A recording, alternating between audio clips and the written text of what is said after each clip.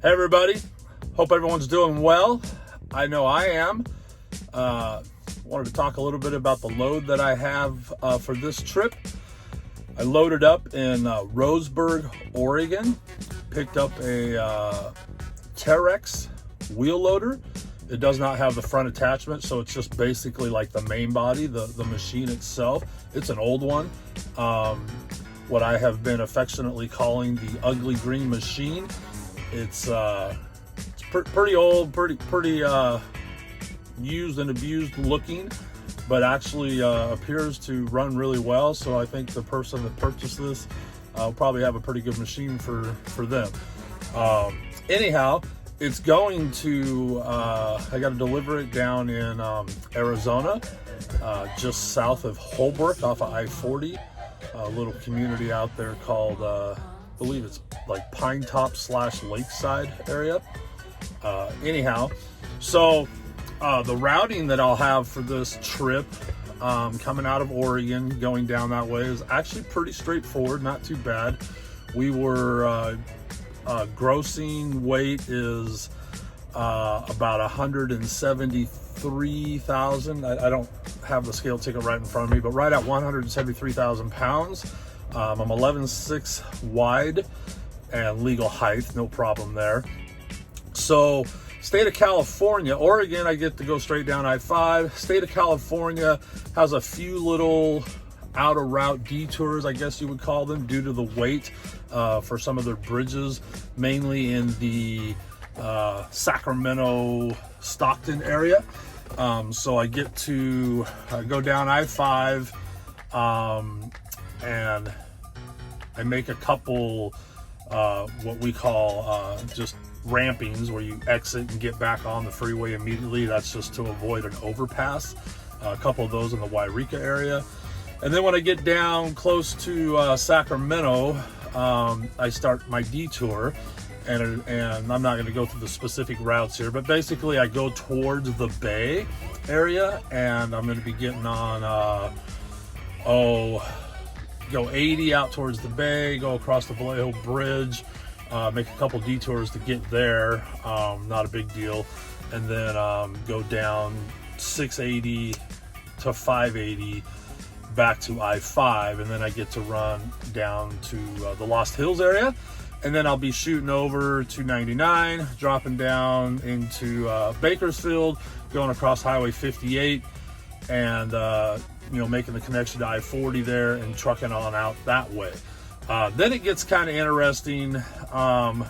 For some reason, I guess because of weight, I don't know if it's California, Arizona, or both together, but I'm not allowed to cross the Colorado River on I-40 going into Arizona.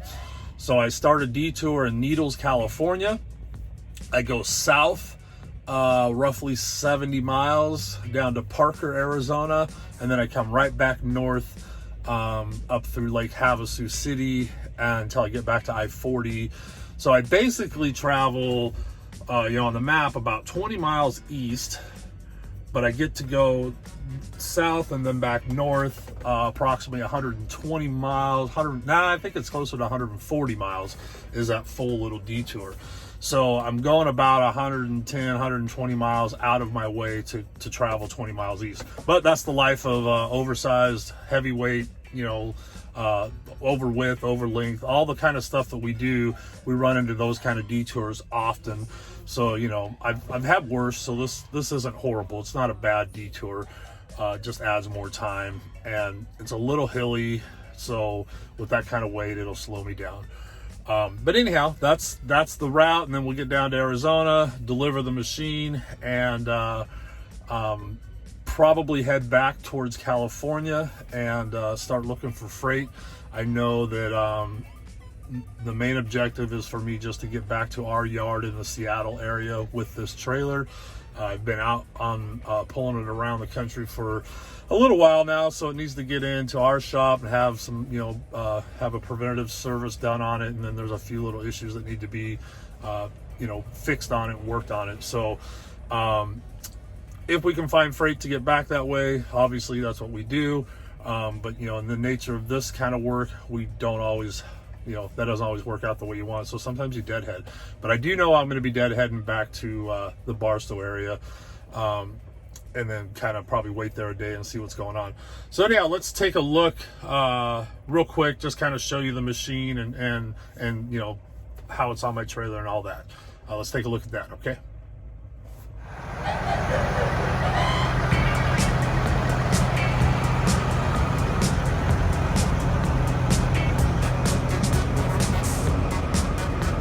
So that's the load. What I've been calling the big green ugly machine.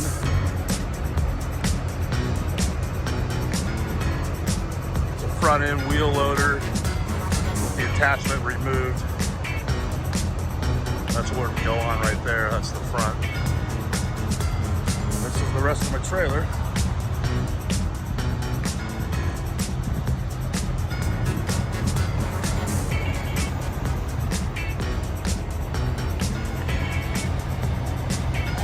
feet 6 inches wide. Trailer's 10 feet wide, as you can tell.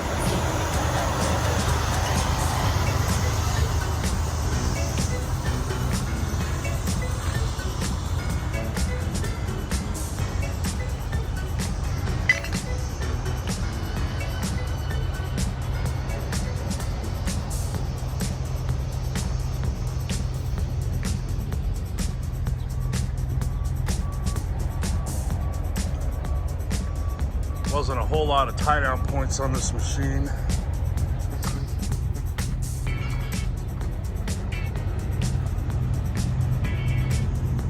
So I just, had to be creative.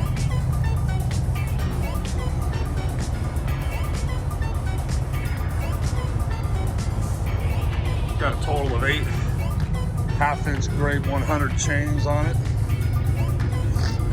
The machine itself weighs 90,000 pounds, so more than exceeding the required tie down.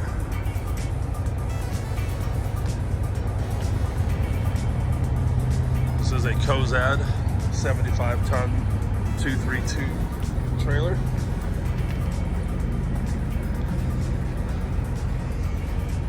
And set up in this current configuration on my truck makes my overall length right at 120 feet.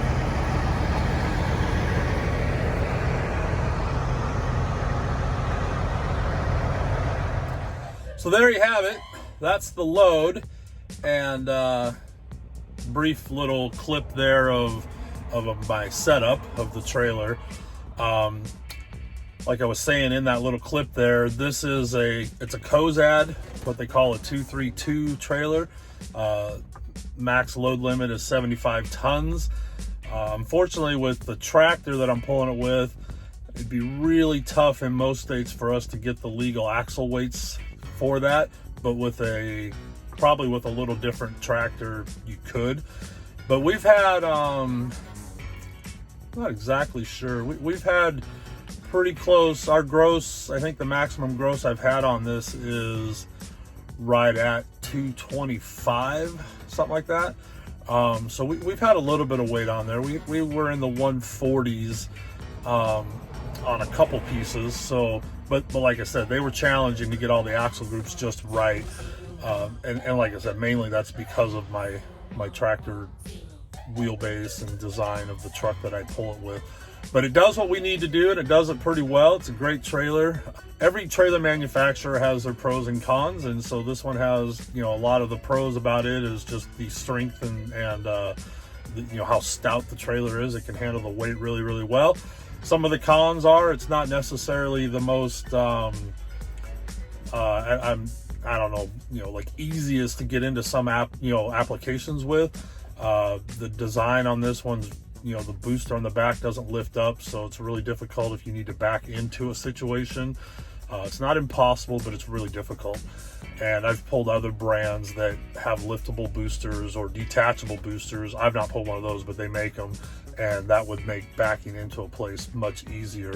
So you just kind of, you got to know your freight, know your customer, and that's what my current employer, that's what we're trying to work out with this setup, is just make sure we don't go into situations that make, that difficulty that much worse on the driver right now, me. So hey, so let me know in the comments if you guys, any of you have any questions or just comments in general about this setup, this trailer and all that. I'd be more than willing, more than happy to answer those to the best of my ability, and possibly I'll be able to do some future videos that really maybe go a little more in depth to the trailer and how it functions and stuff like that. So let me know if that's something that would interest you. I'm gonna keep trying to make these videos the best I can when I have time. And I hope you'll subscribe and follow along, hit the bell notification so you do see when I post a new video, because to be honest, I don't post on a regular basis, so it's pretty easy to miss them probably. But if that's something that interests you, we're out here just doing our thing, trucking, trying to make a living, staying safe. And I'll make these videos, like I said, when I have the time and can get them posted up. I'd be more than happy to share what I'm doing and how we do it. So with that, everybody take care, be safe out there and whatever your ventures are and whatever you're doing, and just have a great day. We'll talk to you real soon now. Bye.